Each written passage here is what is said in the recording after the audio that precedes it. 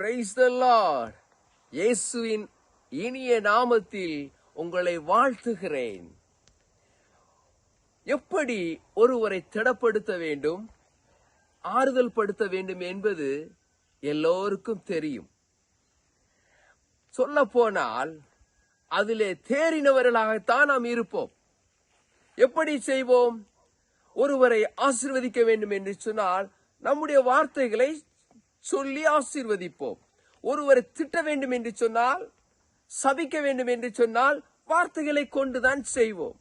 ஒருவரை பாராட்ட வேண்டும் என்று சொன்னால், ஒருவரை உற்சாகப்படுத்த வேண்டும் என்று சொன்னாலும் வார்த்தையின் மூலமாகத்தான் அதை செய்வோம். We release our words, right? நம்முடைய வார்த்தைகளை வெளிப்படுத்துவோம்.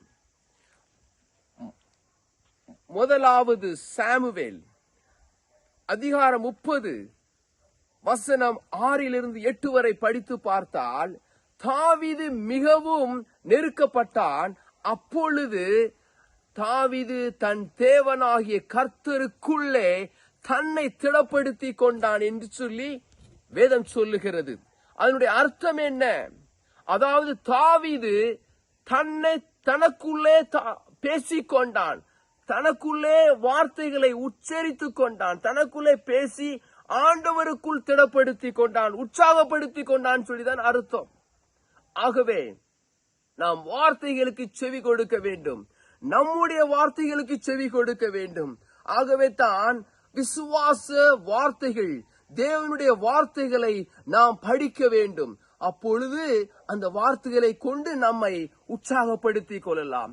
எப்பொழுதும், எந்த வேளையிலும், எப்பொழுதெல்லாம் நம்முடைய இருதயம் சங்கலப்படுகிறதோ, கலங்குகிறதோ, அப்பொழுதெல்லாம் நெருக்கப்படுகையில், அப்பொழுதெல்லாம் தேவனுடைய வார்த்தையை கொண்டு நமக்குள்ளே நாம் பேசிக்கொள்ள வேண்டும்.